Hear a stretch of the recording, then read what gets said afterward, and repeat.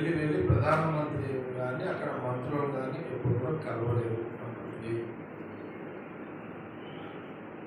ఆయన పర్మనెంట్గా ఫామ్ హౌస్కే పరిమితమైన నంబర్ 4. ఇది మీ నాయన చరిత్ర, కేసీఆర్ చరిత్ర. దీని మీద కేటీఆర్ కానీ హరీష్ రావు కానీ జవాబు చెప్పాల్సిన అవసరం ఉంది. మీ పాలన చక్కగా లేదు అని కదా కాంగ్రెస్కి అధికారం ఇచ్చారు. ఈ రాష్ట్రానికి రాహుల్ గాంధీ గారు రేవంత్ రెడ్డిని ముఖ్యమంత్రిగా చేయడం జరిగింది.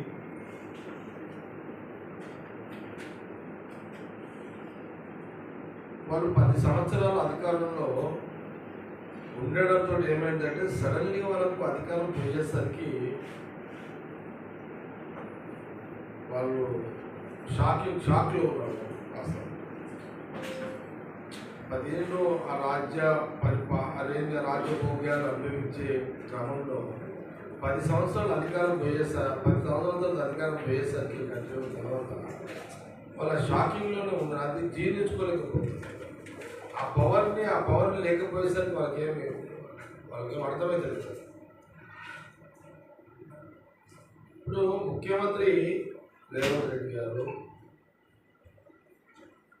ఆయన బాధ్యత ఏంటి? తెలంగాణ ప్రజల సమస్యల పరిష్కారము కేంద్ర ప్రభుత్వం ద్వారా తీసుకోవాలి. కేంద్రానికి ద్వారా నిధులు సమకూర్చే దాంట్లో ఢిల్లీకి వెళ్ళాలి. ప్రజల అభివృద్ధి పార్ట్ ఆఫ్ ఏదైతే ఉందో అది ఢిల్లీ కేంద్ర ప్రభుత్వం ద్వారా చేయాల్సిన పనులు ఉంటాయి. ఢిల్లీ పదే పోతున్నాడని మీ విమర్శలు మీ రాజకీయ విమర్శలు. ముఖ్యమంత్రిగా తన బాధ్యతలు, మా రాష్ట్ర మంత్రులు వారి బాధ్యతలు నిన్న మొన్న మనమందరం కూడా టీవీలలో కానీ మీడియాలో కూడా చూసినాము. సీఎం రేవంత్ రెడ్డితో పాటు ఉత్తమ్ కుమార్ రెడ్డి గారు, శ్రీధర్ బాబు గారు కూడా ఉన్నారు. నిన్న సీఎం రేవంత్ రెడ్డి గారు ఐటీ మినిస్టర్ని అండ్ శ్రీధర్ బాబు గారు కలిసి అదేదో ఉత్తమ్ కుమార్ రెడ్డి గారు, సీఎం రేవంత్ రెడ్డి గారు ఇరిగేషన్ సంబంధించిన మినిస్టర్ తోటి అధికారులతో ఒక రోజంతా కూర్చున్నారు.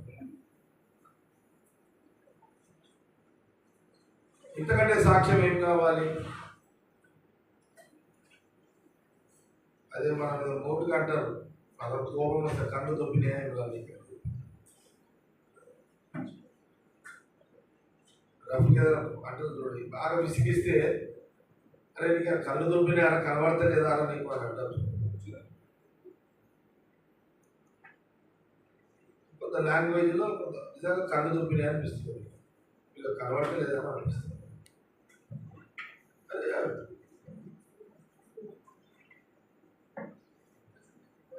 కూడా అంత మొన్న పోయినప్పుడు కూడా కనీసం మినిస్టర్తో కదా సీఎం పోతున్నది.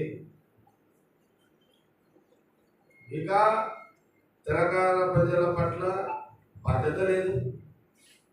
కాంగ్రెస్ గవర్నమెంట్ బాధ్యత నెరవేరుస్తుంది. తెలంగాణ ప్రజల బాధ్యతలు ఏమి, మా బరువు బాధ్యతలు ఏం పెట్టారో అవన్నీ కూడా చూస్తున్నారు వాళ్ళంతా.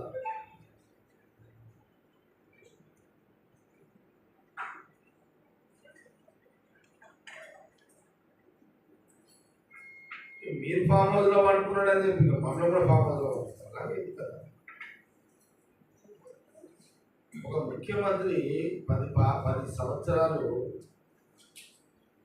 సెక్రటరీలో కూర్చొని ఏ ఒక్క రోజు కూడా అటు పరిపాలన పరంగా సెక్రటరీ అందుబాటులో లేని పరిస్థితి 10 సంవత్సరాలు. ఆ కొత్త బిల్డింగ్ కోసమే దాదాపు 4 ఏళ్ళ ఒక టర్మ్ అంతా కొత్త బిల్డింగ్ కట్టడానికినే తీసుకున్నాం. సెక్రటరీ చెట్టుకోడు పుట్ట కూడా అయిపోయాడు. ఆ శాఖలేదు, ఏ పుట్టలు ఉన్నాడో తెలియదు, ఏ చెట్టు కాడు ఉన్నాడో తెలియదు, ఏ పుట్టలో కూర్చున్నాడో తెలియదు. 4-5 ఏళ్ళు సెక్రటరీట్లా. తెలంగాణ ప్రజలు 4 ఏళ్ళు కేసీఆర్ ముఖ్యమంత్రిగా ఉన్నప్పుడు అసలు 5 సంవత్సరాలు సెక్రటరీ ఆడున్నాడో లెప్పుకోవడానికే పుణ్యకాలం అయిపోయింది. మీరేందా నీతులు మాట్లాడతారు? ఇద్దరు బామాడుతారు పొద్దున్న లేవగానే ఏం ఏడిపోయాయి పనికి మాల ఏడిపోయింది అంతా రోజు ఏడుచుంటేనా?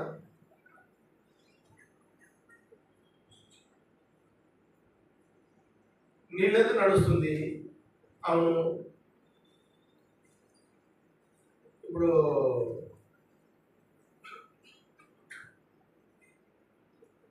నీళ్ళ పంచాయతీ 2 రాష్ట్రాలు అలాగైనాయి కాబట్టి ఉంటాయి ఆ సమస్యలు.